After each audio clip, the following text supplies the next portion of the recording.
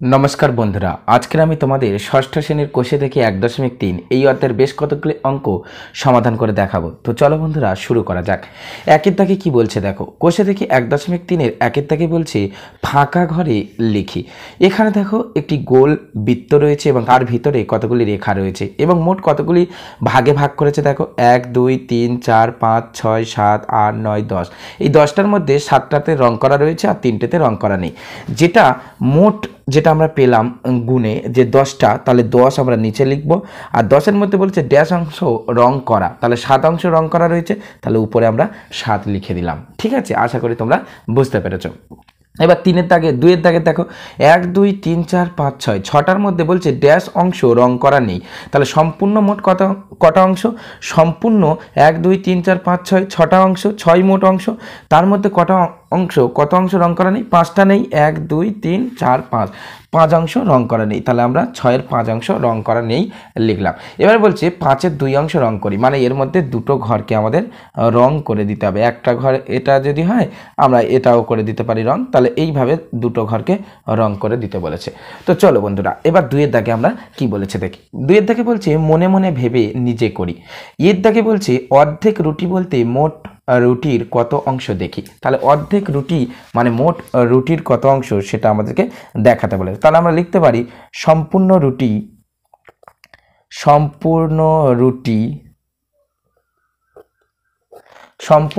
সমান সমান 1 অংশ, কারণ সম্পূর্ণ রুটি বলতে পুরো 1 অংশকেই বোঝাচ্ছে, তাই আমরা লিখলাম। আর অর্ধেক রুটি, তাহলে আমরা লিখব অতএব অর্ধেক রুটি। তাহলে অর্ধেক রুটি কত হবে? আমরা জানি যে যখন অর্ধেক কথাটা বলে তখন 2 দিয়ে ভাগ করতে হয়, তাহলে 1 অংশ সেটাকে 2 দিয়ে ভাগ করব, অতএব এত অংশ। ঠিক আছে, তাহলে অর্ধেক রুটি বলতে হাফ অংশকে বোঝাচ্ছে। এবার 2-এর দাগে বলছে আমার কাছে একটি বড় চকলেট আছে, আমি সেই চকলেটকে সমান 8 টুকরো করে তার 3 টুকরো বোনকে 2 টুকরো ভাইকে দিলাম এবং বাকি টুকরোগুলি আমি নিজে খেলাম। আমরা কে চকলেটের কত অংশ পেলাম দেখি। তাহলে একটা চকলেটকে কত টুকরো করা হয়েছে? 8 টুকরো। তাহলে লিখব চকলেটের মোট টুকরো। তাহলে চকলেটের মোট টুকরো সমান সমান কটি? মোট টুকরো আমরা পেলাম 8টি টুকরো। এই 8টি টুকরোর মধ্যে কি বলছে? 8টি টুকরোর মধ্যে 3টি টুকরো তিনি বোনকে দিয়েছেন। তাহলে আমি লিখব অতএব বোনকে দেয়া হয়েছে।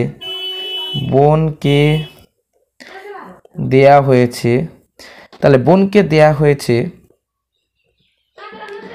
বোনকে কতগুলো দেওয়া হয়েছে? 8টা টুকরোর মধ্যে 3 টুকরো, তাহলে 8টা টুকরোর মধ্যে 3 টুকরো, তাহলে এত অংশ দেয়া হয়েছে। ঠিক আছে, 3 টুকরো তাকে দেওয়া হয়েছিল, তাহলে 8 টুকরোর মধ্যে 3 টুকরো, তাই আমরা লিখলাম বোনকে দেওয়া হয়েছে 8-এর 3 অংশ। এবারে এখানে কি বলছে? এখানে বলছে 2 টুকরো ভাইকে দিলাম, তাহলে ভাইকে দেওয়া হয়েছে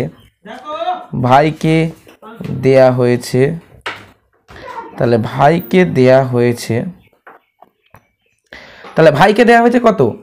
2 টুকরো দেওয়া হয়েছিল, তাহলে 8 টুকরোর মধ্যে থেকে 2 টুকরো, তাহলে 8টা আমরা নিচে লিখলাম আর 2 8-এর মধ্যে থেকে 2 দেওয়া হয়েছিল, তাহলে এত অংশ। তাহলে দুজনকে এবার আমি কত অংশ নিয়েছি সেটা এখানে বলা হয়নি, তাহলে আমি কত অংশ কি করে পাবো? এদের দুজনকে যদি যোগ করি, মোট যে 8 টুকরো সেখান থেকে বিয়োগ করি, তাহলে লিখব অতএব বোন এবং ভাই পেয়েছে।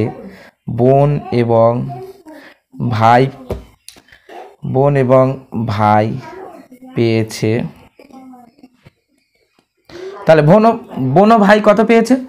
3-এর 8 অংশ, তার সঙ্গে সঙ্গে 2-এর 8 অংশ, 3-এর 8 বোন পেয়েছে আর ভাই এত, তাহলে এত অংশ।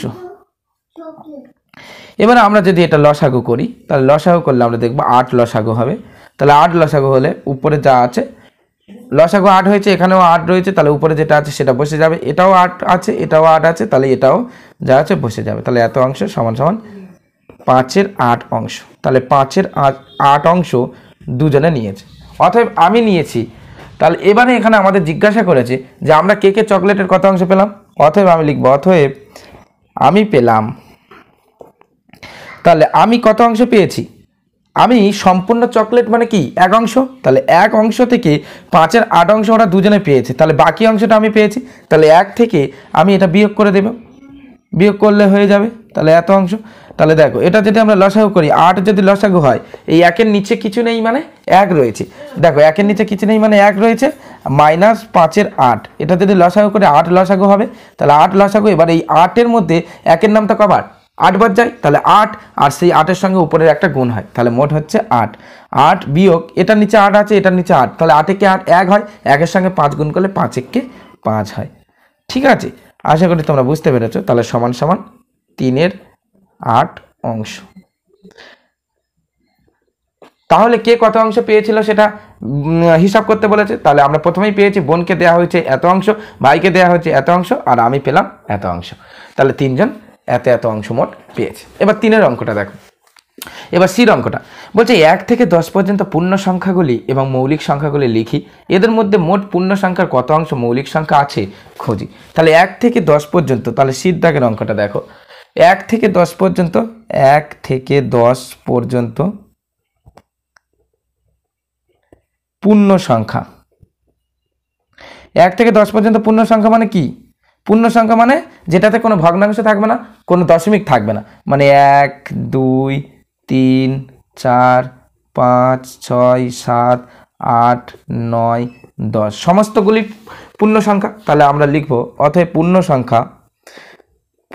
সংখ্যা সমান সমান 10টি। তাহলে 10টি পূর্ণ সংখ্যা পেলাম। এবার মৌলিক সংখ্যা, তাহলে 1 থেকে 10 পর্যন্ত মৌলিক সংখ্যা। তাহলে 1 থেকে 10 পর্যন্ত কটা মৌলিক সংখ্যা রয়েছে? 2 থেকে শুরু হচ্ছে, 2 একটা মৌলিক সংখ্যা, 3 একটা মৌলিক সংখ্যা, 5 একটা মৌলিক সংখ্যা, আর 7 একটা মৌলিক সংখ্যা। তাহলে মোট কটি? তাহলে আমরা লিখে দিতে পারি অতএব মৌলিক সংখ্যা সমান সমান 4টি। 4টে পেয়েছি, 2 3 5 আর 7, তাহলে মোট 4টি মৌলিক সংখ্যা। এবার বলছে এখানে আমাদের জিজ্ঞাসা করেছে দেখো যে এদের মধ্যে মোট পূর্ণ সংখ্যার কত অংশ মৌলিক সংখ্যা। তাহলে আমরা লিখব অতএব মোট পূর্ণ সংখ্যার তাহলে মোট পূর্ণ সংখ্যা কত? তাহলে মোট পূর্ণ সংখ্যা হচ্ছে 10। তাহলে 10-এর মধ্যে থেকে কটা মৌলিক সংখ্যা পেলাম? 1 2 3 4, 2 3 7 আর 5, মোট 4টে পেয়েছি, 1 2 3 4। তাহলে 10-এর 4 অংশ মৌলিক সংখ্যা। আশা করি অঙ্কটা তোমরা বুঝতে পেরেছো। তাহলে ডির দাগের অঙ্কটা দেখো। বলছে ঝুড়িতে কিছু কমলা লেবু আছে, অর্ধেক লেবু দাদুকে দেওয়ার পরে ঝুড়িতে 2টি লেবু পড়ে রইল। দাদুকে দেওয়ার আগে ঝুড়িতে কটি লেবু ছিল হিসাব করি। তার ডির দাগে বলছে ঝুড়িতে কিছু কমলা লেবু আছে, তাহলে আমরা লিখতে পারি মোট কমলা লেবু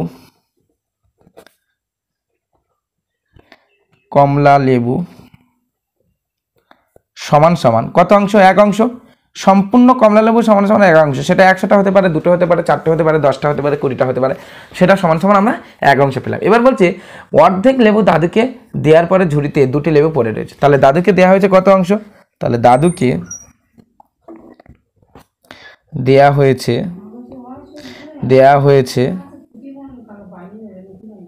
অর্ধেক লেবু। তাহলে অর্ধেক লেবু মানে কি?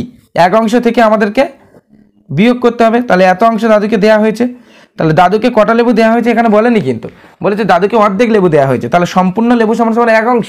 তাহলে সেই 1 অংশ থেকে অর্ধেক, অর্থাৎ 1/2, এটা আমরা জানি যে অর্ধেক, তাহলে এটাকে বিয়োগ করতে হবে। তাহলে তাকে অর্ধেক দেওয়া হয়েছিল, তাহলে সম্পূর্ণ থেকে অর্ধেক যদি বাদ যায় তাহলে কত থাকে? দেখো 2 লসাগু হবে। তাহলে এখানে কিছু নেই মানে 1 রয়েছে, তাহলে 1-এর নামটা 2-এর মধ্যে, 1 একে 1 2 একে 2 দুবার যায়, সেই 2-এর সঙ্গে উপরেরটা গুণ হলে 2 1 2 মানে 2 হয়। আর এখানে লসাগু 2 রয়েছে, এর নিচেও 2 রয়েছে, তাহলে 2 2 যখন থাকে তখন 1 হয়, তাহলে 1-এর সঙ্গে উপরে একটা গুণ করলে 1 হয়। তাহলে এত অংশ সমান সমান হাফ অংশ। তাহলে দাদুকে দেওয়া হয়েছে হাফ অংশ। তাহলে পড়ে রয়েছে কত? দাদুকে দেওয়ার পরে পড়ে রয়েছে লেবু, তাহলে দাদুকে দেওয়া হয়েছে হাফ অংশ লেবু। তাহলে বাকি অংশ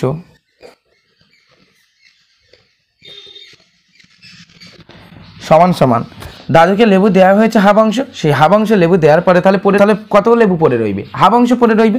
তাহলে হাফ অংশ সমান সমান কটা বলেছিলাম? তাহলে সমান সমান এখানে বলেছিল 2টি লেবু পড়ে রইল, তাহলে সমান সমান 2টি। তাহলে হাফ অংশ সমান সমান 2টি। তাহলে অথবা 1 অংশ সমান সমান, অর্থাৎ সম্পূর্ণ 1 অংশ সমান সমান কটা লেবু সেটা আমাদেরকে বের করতে হবে। তাহলে 1 অংশ সমান সমান 2 × 2 সমান সমান 4টি লেবু। ঠিক আছে, হাফ অংশ যদি বা দুটি হয়, কারণ এখানে বলেছিল যে দাদুকে দেওয়ার পরে ঝুড়িতে দুটি লেবু পড়ে রইল, আমরা দেখছি যে দাদুকে দেওয়া হয়েছে হাফ অংশ লেবু, তাহলে বাকি অংশ মানে সেই হাফ অংশই পড়ে রয়েছে, দাদুকে দেওয়ার পরে যেটা পড়ে রয়েছে সেটা হচ্ছে হাফ অংশ, হাফ অংশ সমান সমান দুটি লেবু পড়ে রয়েছে, তাহলে মোট এক অংশ লেবু সমান সমান কটা লেবু? 4টে লেবু। তাহলে আমরা লিখে দিতে পারি অতএব দাদুকে দেওয়ার আগে ঝুড়িতে, অতএব দাদুকে দেওয়ার আগে ঝুড়িতে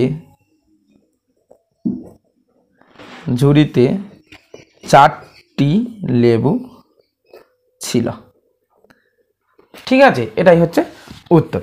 এবার ডির দাগের পরে ইর দাগে চলো। বলছি একই মাপের দুটি গ্লাসে একই পরিমাণ শরবত তৈরি করা হলো।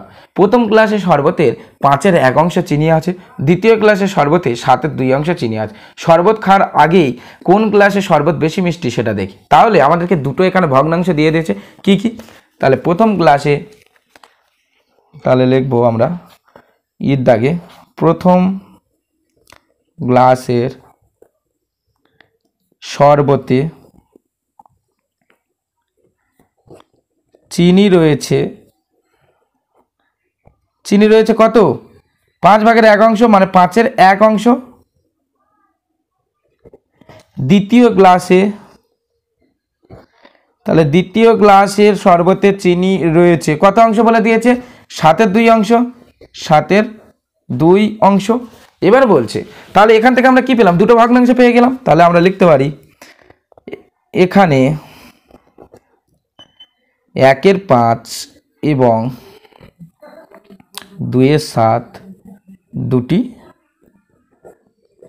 ভগ্নাংশ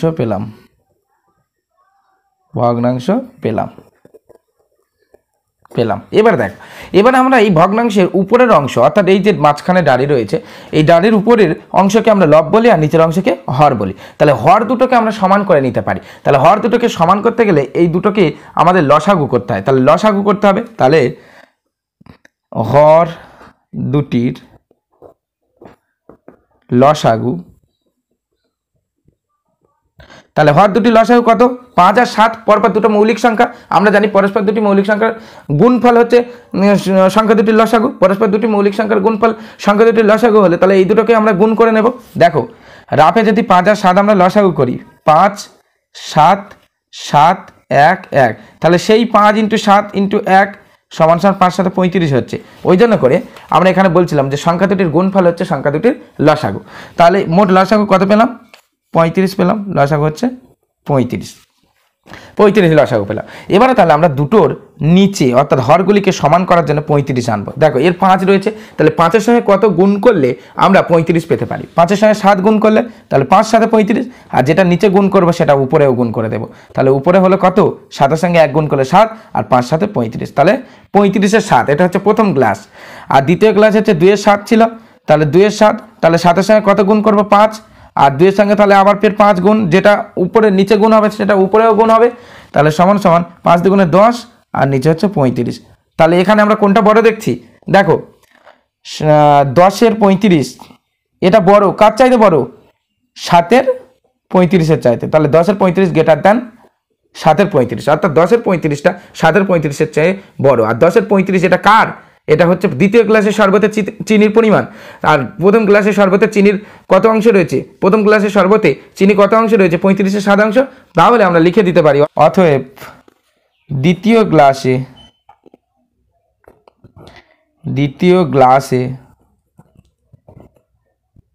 শরবতে চিনি,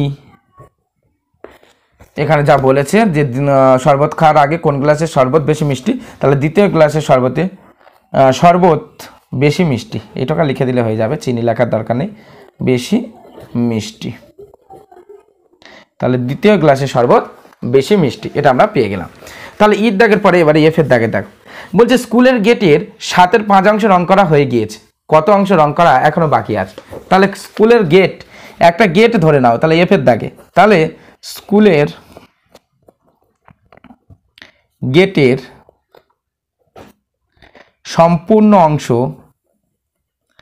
সম্পূর্ণ অংশ, তাহলে স্কুলের গেটের সম্পূর্ণ অংশ মানে কত হবে? এক অংশ হবে। সম্পূর্ণ অংশ মানে পুরো সম্পূর্ণ অংশকেই বোঝাচ্ছে এক অংশ। তাহলে এক অংশের মধ্যে রং করা হয়ে গিয়েছে কত অংশ? তাহলে 7-এর 5 অংশ। তাহলে আমরা লিখব রং করা হয়ে গিয়েছে, রং করা হয়ে গিয়েছে। তাহলে রং করা হয়ে গিয়েছে কত অংশ? 7-এর 5 অংশ, 7-এর 5 অংশ। তাহলে এবারে বলছে যে কত অংশ এখনো রং করা বাকি আছে। তাহলে আমরা লিখব অতএব রং করতে বাকি আছে, বা রং করতে বাকি আছে। তাহলে সম্পূর্ণ এক অংশ, তাহলে এক অংশ থেকে এটা রং করা হয়ে গিয়েছে 7-এর 5, তাহলে এটাকে আমরা বিয়োগ করব। তাহলে এক অংশ থেকে আমরা 5-এর 7 এটা বিয়োগ করে দেবো। তাহলে রং করতে বাকি আছে যেটা, সেটা পেয়ে যাও। ঠিক আছে, তাহলে এবারে এটা লসাগু যদি করি তাহলে 7 হয়। তাহলে এখানে কিছুই নেই, এর একের তো নিচে কিছুই নেই, মানে 1 রয়েছে। তাহলে একের নামটা 7-এর মধ্যে 7 বার যায়, তাহলে 7-এর সঙ্গে 1 গুণ করলে 7-একে 7 হয়, বিয়োগের চিহ্ন, লসাগু 7, এর নিচেও 7, তাহলে উপরে যেটা থাকবে সেটা সিম্পল বসে যাবে। এইভাবে মনে রাখবে, তাহলে সহজে করতে পারবে। তাহলে 7-এর 5 অংশ এখনো কিন্তু রং করতে, 7-এর 2 অংশ এখনো কিন্তু রং করতে বাকি রয়েছে। তাহলে এফের দাগের অঙ্কের পরে এবারে জির দাগে, এফের পরে জির দাগের দেখো, বলছে আমার কাছে 20 টাকা আছে, আমি 5 টাকা খরচ করলাম, আমি আমার টাকার কত অংশ খরচ করলাম এবং কত অংশ এখনও আমার কাছে আছে হিসাব করে দেখি। তাহলে আমার কাছে কত টাকা রয়েছে? তাহলে জির দাগে দেখছি, তাহলে আমার কাছে রয়েছে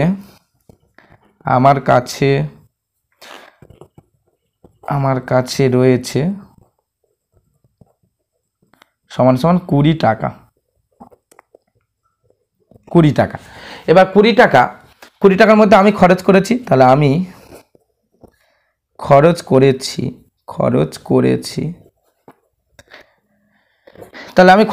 কত টাকা? 20 টাকার মধ্যে থেকে 5 টাকা, তাহলে অতএব না দিয়ে এখানেই করে দিতে পারি। তাহলে 5 টাকা সমান কত অংশ?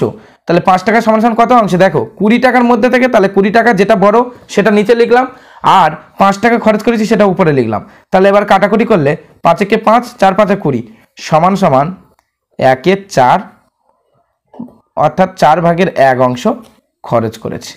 তাহলে খরচ করেছি কত অংশ সেটা জিজ্ঞাসা করেছিলাম। তাহলে আমরা 20 টাকার মধ্যে থেকে 5 টাকা খরচ করেছি, ওই জন্য করে 20 টাকার মধ্যে থেকে যেহেতু, তাহলে 20 নিচে লিখবে আর উপরে 5, তাহলে কেটে দিলে আমরা দেখলাম যে 1-এর 4 হয়েছে, অর্থাৎ 4/1 অংশ, অর্থাৎ 4 টাকা যদি বা হতো তাহলে 4 টাকার 1 অংশ 1 টাকা খরচ করেছিলাম, তাহলে 4/1 অংশ সে খরচ করে, তাহলে আমি খরচ করেছি কত? 4/1 অংশ খরচ করেছি।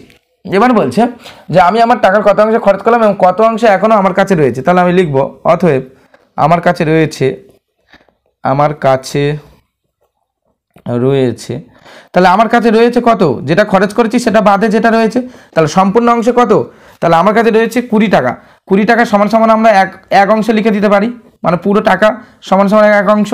তাহলে মোট আমার কাছে ছিল 1 অংশ মানে 20 টাকা, সেই 1 অংশ থেকে 4/1 অংশ আমি খরচ করে ফেলেছি। তাহলে 1 অংশ থেকে যদি 4/1 অংশ এটা বিয়োগ করে দিই, তাহলে বাকি অংশটা আমার কাছে পড়ে থাকবে।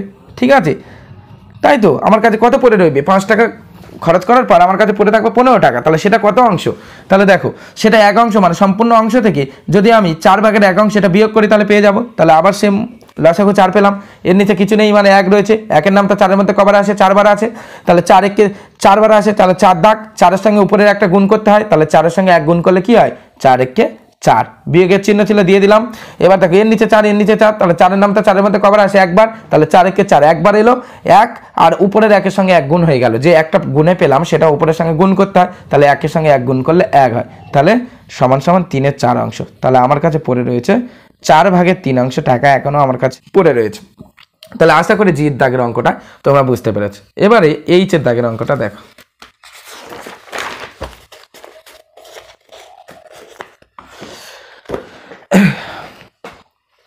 এবারে এইচের দাগের অঙ্কটা দেখো, বলছে রাজিয়ার কাছে, এইচের দাগের অঙ্কটা দেখো, বলছে রাজিয়ার কাছে 36টি কুল আছে, সে তার মোট কুলের 3/2 অংশ আমাকে দেবে। রাজিয়া কতগুলি কুল আমাকে দেবে হিসাব করে। তাহলে রাজিয়ার মোট কুল কত? তাহলে আমরা লিখব রাজিয়ার কাছে রয়েছে সমান 36টি কুল। তাহলে 36টি কুল তার কাছে রয়েছে। এবার 36টি কুলের মধ্যে থেকে সে আমাকে দেবে কত, 3-এর 2 অংশ। তাহলে আমাকে দেবে সমান সমান 3-এর 2 অংশ, 3/2 অংশ। তাহলে অতএব আমি কুল পাবো,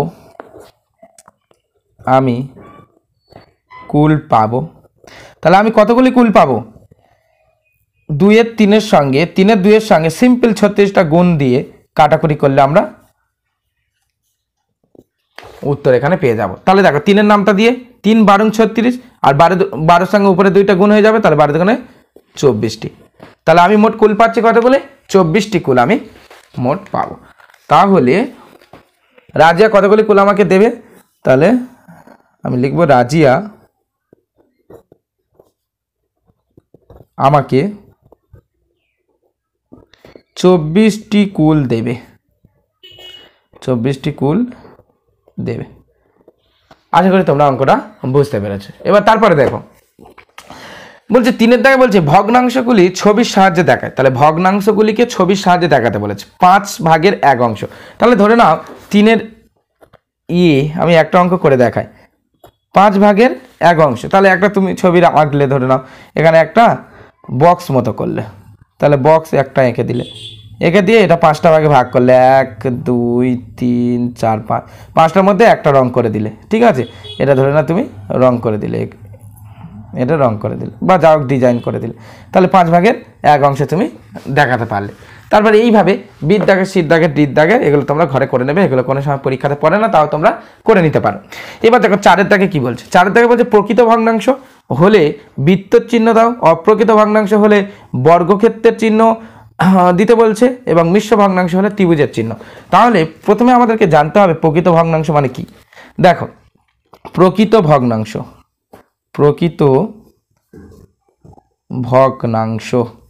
তাহলে প্রকৃত ভগ্নাংশ মানে কি, যার, এবারে আমরা লিখব যে ভগ্নাংশের হর বড়, হর লব কি আমি পরে আবার দেখিয়ে দিচ্ছি, হর বড় এবং লব ছোট তাকে প্রকৃত ভগ্নাংশ বলে, প্রকৃত ভগ্নাংশ বলে। দেখো একটা ভগ্নাংশ ধরে নাও আমি লিখছি 4-এর 2, এটা একটা ভগ্নাংশ। এই ভগ্নাংশের নিচের অংশের নাম হচ্ছে হর, আর উপরের যে অংশ এর নাম হচ্ছে লব, ঠিক আছে। তাহলে হর আর লব বুঝতে পারলে। এবারে বলছে প্রকৃত ভগ্নাংশ কি, যে ভগ্নাংশের হর বড় মানে নিচের অংশটা বড় এবং লব ছোট মানে উপরের অংশটা ছোট, তাকে প্রকৃত ভগ্নাংশ। তাহলে এই ভগ্নাংশটা কি প্রকৃত ভগ্নাংশ, কারণ এর হর বড় রয়েছে আর লব ছোট রয়েছে। তাহলে এবার তারপরে আমরা চলে যাব অপ্রকৃত ভগ্নাংশ। তাহলে অপ্রকৃত ভগ্নাংশ কি, অপ্রকৃত ভগ্নাংশ একেবারে প্রকৃত ভগ্নাংশের বিপরীত, মানে হর ছোট, আমি শুধু সিম্পল লিখে দিচ্ছি, হর ছোট এবং লব বড়, ঠিক আছে। একটা এই যেটা উপরে লিখেছিলাম সেটা লিখে দিই ঠিক বিপরীত করে, অর্থাৎ 2টা নিচে আর উপরে 4, তাহলে হরটা ছোট আর লবটা বড়, ঠিক আছে। এটা হচ্ছে অপ্রকৃত ভগ্নাংশ। এবার বলছে মিশ্র ভগ্নাংশ, সবচাইতে সোজা জিনিস, 3টেই সব সোজা, তাও ওগুলো তোমাদেরকে একটু মনে রাখার ব্যাপার রয়েছে। আর মিশ্র ভগ্নাংশ মানে যার মধ্যে পূর্ণ সংখ্যা যোগ থাকবে বা পূর্ণ সংখ্যা যুক্ত থাকবে। দেখো আমি লিখলাম 2 × 1 মানে এখানে একটা পূর্ণ সংখ্যা রয়েছে 2 আর তারপর 1 2 রয়েছে ভগ্নাংশ। তাহলে যখন এরকম মিশিয়ে থাকবে, যেমন লিখলাম 13 × 4 তাহলে এই যে ভগ্নাংশ এটা হচ্ছে তোমার মিশ্র ভগ্নাংশ, কারণ এখানে পূর্ণ সংখ্যা রয়েছে আবার ভগ্নাংশ সংখ্যা রয়েছে। আশা করি 3টে বিষয় তোমরা ক্লিয়ার হয়ে গিয়েছো। এবারে দেখো এখানে কি বলেছে প্রকৃত ভগ্নাংশ। তাহলে প্রথমটা দেখো 5-এর 1 আছে, তাহলে নিচে হর বড় রয়েছে লব ছোট রয়েছে, তাহলে এটা প্রকৃত ভগ্নাংশ, এটা তোমাকে গোল চিহ্ন করে দিতে হবে। তারপর দেখো 7-এর 2, এটাও প্রকৃত ভগ্নাংশ, কারণ হর বড় রয়েছে আর লব ছোট রয়েছে। এটা দেখো 8-এর 3 মানে এটা হর বড় রয়েছে, লব ছোট রয়েছে, এটাও প্রকৃত ভগ্নাংশ। তাহলে প্রথম তিনটে তোমাকে গোল চিহ্ন সার্কেল করে দিতে হচ্ছে, গোল করে দিতে হচ্ছে। তারপর দেখো 9 পূর্ণ 14 15 রয়েছে, এটা হচ্ছে মিশ্র ভগ্নাংশ, কারণ পূর্ণ সংখ্যা রয়েছে আবার ভগ্নাংশ রয়েছে, মিশ্র ভগ্নাংশ মানে এটা ত্রিভুজ করে দেবে। তারপর দেখো 15-13 মানে নিচে 13 রয়েছে আর উপরে 15 রয়েছে, তাহলে হর ছোট রয়েছে আর লব বড় রয়েছে, এটা তাহলে অপ্রকৃত ভগ্নাংশ। অপ্রকৃত ভগ্নাংশ এটা বর্গক্ষেত্র করে দেবে। তারপর এটা ঠিক সেম অর্থাৎ বর্গক্ষেত্র করে দিতে হবে। তারপর দেখো মিশ্র ভগ্নাংশ রয়েছে। তারপর দেখো 29 উপরে আর নিচে 19, তাহলে নিচে হর ছোট রয়েছে আর লব বড় রয়েছে, তাহলে এটা অপ্রকৃত ভগ্নাংশ, তাহলে এটা বর্গক্ষেত্র করে দেবে। তারপর 9-এর 1, তাহলে এটা প্রকৃত ভগ্নাংশ, কারণ নিচে হর বড় রয়েছে আর লব ছোট রয়েছে, এটা প্রকৃত ভগ্নাংশ। তারপর এটা দেখো এটা হচ্ছে মিশ্র ভগ্নাংশ, পূর্ণ সংখ্যা রয়েছে আবার ফের ভগ্নাংশ রয়েছে। এখানে 5-এর 2 এটা হচ্ছে প্রকৃত ভগ্নাংশ, 9-এর 5 এটা প্রকৃত ভগ্নাংশ।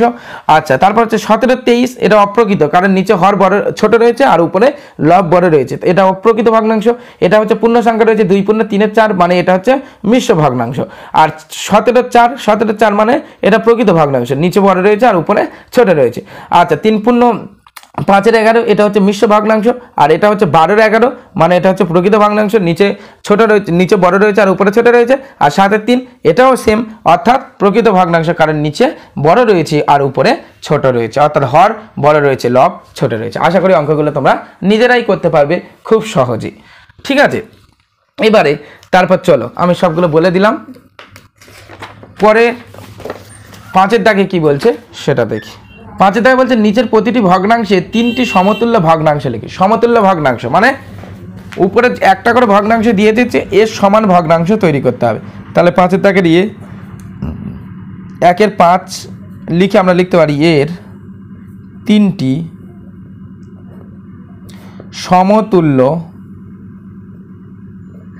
ভগ্নাংশ হলো।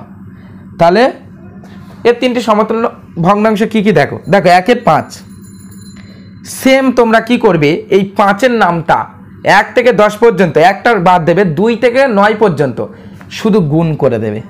5-এর সঙ্গে 2 গুণ করে দাও, নিচে যেটা গুণ করবে উপরেও সেটা, তাহলে 1-এর সঙ্গে 2 গুণ, তাহলে সমান সমান কত, 2-কে 2 পেলাম, আর এটা হচ্ছে 5 দুগুণে 10। ঠিক আছে, তাহলে এবার কি করবে, 1-এর 5-এর সঙ্গে 3 গুণ করে দাও, মানে 5-এর সঙ্গে 3 গুণ আর 1-এর সঙ্গে 3 গুণ, তাহলে কি হচ্ছে 3-এর 15। 3টে বের করতে বলেছে, তাহলে 3টে আমাদেরকে ভগ্নাংশ লিখতে বলেছে, তাহলে 1-এর 5-এর সঙ্গে এবারে 6 গুণ করে দাও। তুমি 2 থেকে 9 পর্যন্ত যে কোনো সংখ্যা গুণ করতে পারো, যেটা নিচে গুণ করবে সেটা উপরে, তাহলে উপরে 6 আর নিচে 5 6 30। ঠিক আছে, তাহলে দেখো 3টে সমতুল্য ভগ্নাংশ আমরা পেয়ে গেলাম। মানে কি বলছি, 1-এর 5 সমান সমান 2-এর 10 সমান সমান 3-এর 15 সমান সমান 6-এর 30। ঠিক আছে, আমরা যদি এটা কাটাকুটি করি, মানে এই যে 2-এর সঙ্গে 10 যদি কাটি, তাহলে 2টা কেটে 1 হয়, 10টা কেটে 5 হয়, মানে 1-এর 5 হচ্ছে, 1-এর 5-এর সমান। আবার 3-এর সঙ্গে 5 দেখো, 3-এর 3 1 আর 3 5 15 মানে 1-এর 5, মানে সবগুলো 1-এর 5-এর সমতুল্য। ঠিক আছে, তাহলে সেটা আমরা এরকম লিখে দিলাম। তাহলে মোট 3টা কত পেলাম, তাহলে মোট 3টে কি কি পেলাম, 1-এর 5-এর সমতুল্য 3টি ভগ্নাংশ হলো 2-এর 10 3-এর 15 এবং 6-এর 30। আশা করি অঙ্কটা তোমরা খুবই সহজে বুঝতে পেরেছো। এবার বিদ্যায় করলে তোমরা আরও সহজে বুঝতে পারবে। তাহলে বিদ্যাকে 2-এর 5 প্রথমে এটা লিখে দেবে, এর 3টি সমতুল্য ভগ্নাংশ হলো বলে হাইফেন দিয়ে দিলে, হাইফেন দেওয়ার পর বলে এখানে হাইফেন দিয়ে দিলে। আচ্ছা, তারপরে এবার দেখো 2-এর 5 আমি কি বলেছি, নিচে যেটা থাকবে সেটা সিম্পল গুণ করবে, তাহলে 5-এর সঙ্গে 2 গুণ করে দাও, 2-এর সঙ্গে উপরে যেটা আছে সেটাও গুণ করে দাও, 2 থেকে 9 পর্যন্ত যে কোনো সংখ্যা, তাহলে 4-এর 10। তারপর 2-এর 5 আবার লিখলে, 5-এর সঙ্গে 3 গুণ করে দাও, তাহলে উপরে 2-এর সঙ্গে 3 গুণ, তাহলে 3 দুগুণে 6 আর 5 3 5 15।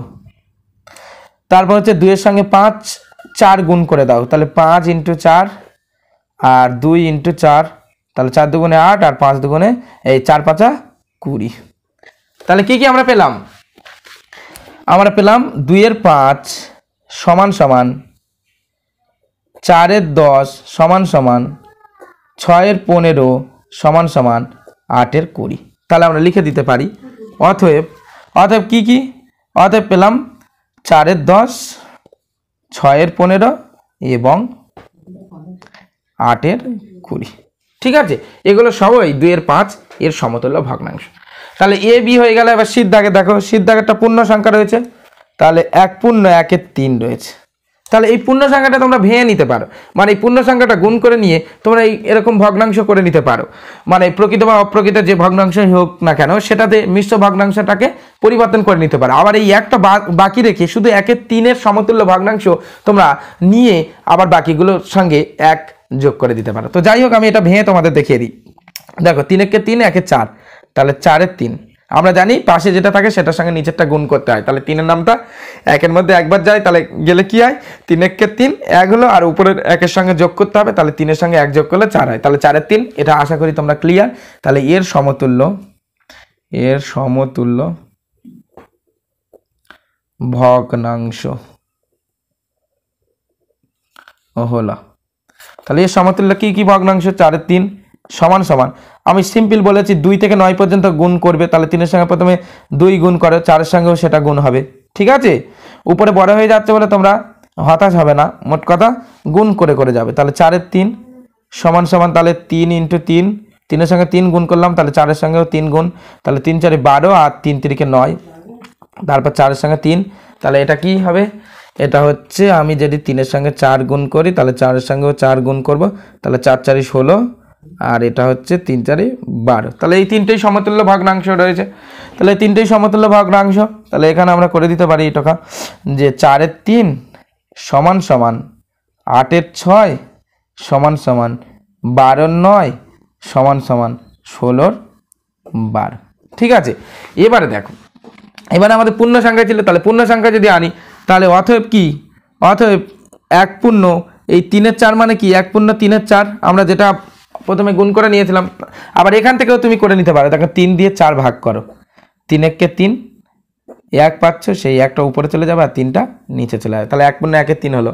তারপরেরটা দেখো 6 দিয়ে 8 ভাগ করো, 6 দিয়ে 8, তোমরা বুঝতে পারবে বলে আমি ভাগ করে দেখাচ্ছি, তাহলে 6-কে 6 2 আর নিচে 6। ঠিক আছে, তাহলে 1 পূর্ণ 2-এর 6, এটা করলে মুখে মুখে কি হয় 9-কে 9 1 হয়, আর 3 পড়ে থাকে 10 11 12, মানে 3-এর 9, 1 পূর্ণ 3-এর 9, আর এটা সমান সমান কি বলে 1 পূর্ণ 4-এর 12।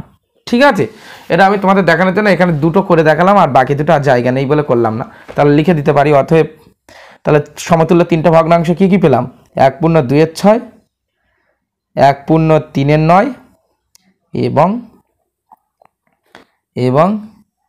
1 পূর্ণ 4-এর 12। ঠিক আছে, আশা করি এই অঙ্কগুলো তোমরা বুঝতে পেরেছো বা পারছো।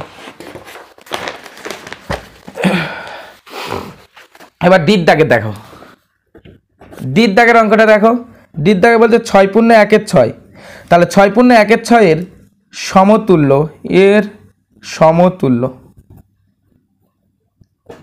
3টি ভগ্নাংশ, 3টি ভগ্নাংশ, তাহলে এর সমতুল্য 3টি ভগ্নাংশ, তাহলে এর সমতুল্য 3টা ভগ্নাংশ আমার 6 6 36, আর উপরের সঙ্গে যোগ করে 37-এর 6 হয়, তাহলে 37-এর 6। দেখো 37-এর 6 সমান সমান কত, 6 পূর্ণ 1-এর 6, এটা আমরা গুণ করে পেয়েছি। তাহলে এটা নিয়ে আমরা যদি পুরো এই 37-এর 6 নিয়ে অঙ্কটা করতে যাই তাহলে দেখবো আমাদের অনেকটা সময় লেগে যাবে, আমরা পরীক্ষার সময় অন্য প্রশ্নের বা অন্য অঙ্কের উত্তর সহজে দিতে পারবো না। তাহলে আমরা কি করব, এই 6টাকে বাদ রাখবো, 1-এর 6 নিয়ে আমরা কাজ করব। তাহলে আমরা এখানে কি করব, লিখব অর্থাৎ 1-এর 6-এর এইভাবে লিখে দেবে তোমরা, সমতুল্য 3টি ভগ্নাংশ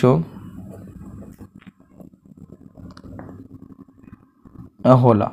ঠিক আছে, মানে 6টা আমরা বাদ রাখলাম, ওটা শেষে যখন আমরা উত্তর লিখবো তখন সেখানে আমরা এই 6টা প্রত্যেকবারেই প্রত্যেকটার সঙ্গে যোগ করে দেবো। তাহলে 1-এর 6-এর সমতুল্য 3টে ভগ্নাংশ, তাহলে সেম 6-এর সঙ্গে প্রথমে 2 গুণ করো, 1-এর সঙ্গে 2 গুণ, তাহলে 1-এর সঙ্গে 6, তাহলে 6-এর সঙ্গে প্রথমে 3 গুণ করো আর 1-এর সঙ্গে 3 গুণ করো, আর 1-এর 6 সমান সমান হচ্ছে 6-এর সঙ্গে 4 গুণ করো আর 1-এর সঙ্গে 4 গুণ করো, তাহলে মোট কি হচ্ছে 2-এর 12, এটা হচ্ছে 8-এরও 3 আর এটা হচ্ছে 4 × 24 4। তাহলে এটা হয়ে গেল।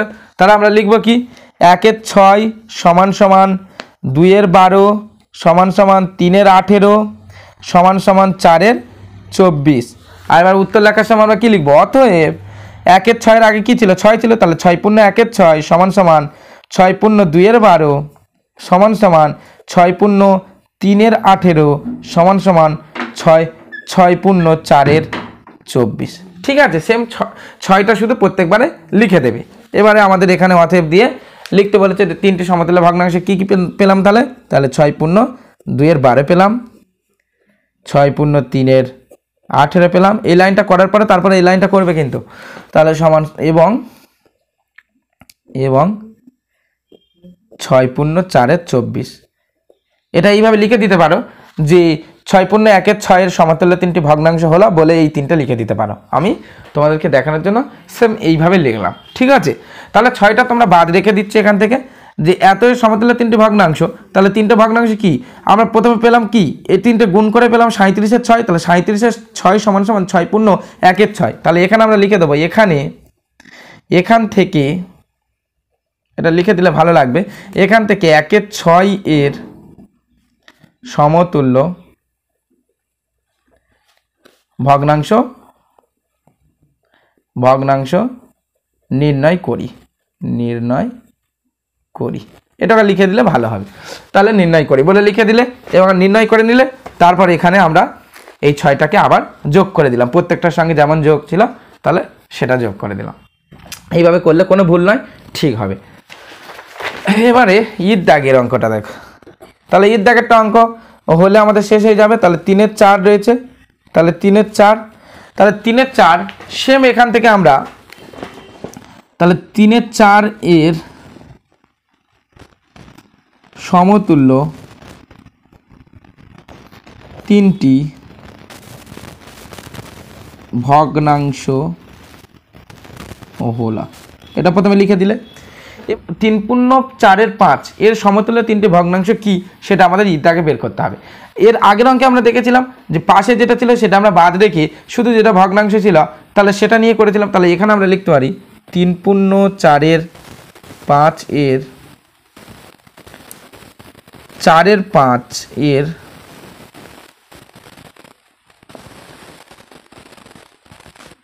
তিন সমতুল্য তিনটি ভগ্নাংশ নির্ণয় করি। তিনটি ভগ্নাংশ নির্ণয়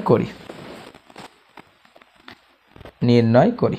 ঠিক আছে, এটুকু লিখে দেবে সে। তাহলে 4 এর 5 এর সমতুল্য তিনটে ভগ্নাংশ আমরা নির্ণয় করব। তাহলে 4 এর 5 সমান সমান, তাহলে নিচে 5 এর সঙ্গে 2 গুণ করব, উপরের 4 এর সঙ্গে 2 গুণ করব। তাহলে 4 দুগুণে 8 হচ্ছে, আর 5 দুগুণে 10 হচ্ছে।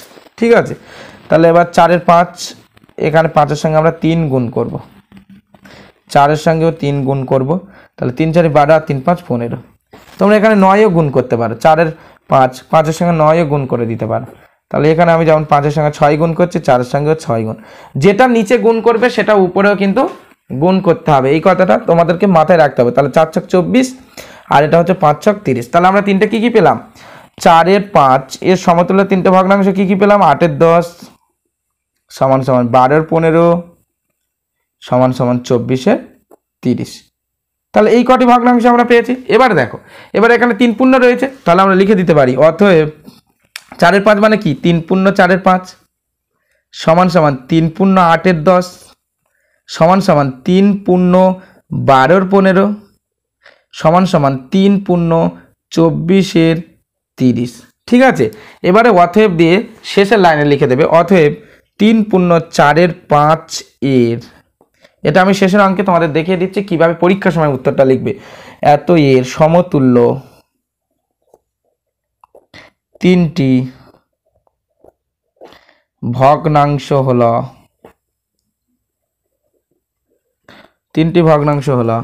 3 পূর্ণ 8 এর 10, 3 পূর্ণ 12 এর 15 এবং 3 পূর্ণ 24 এর 30।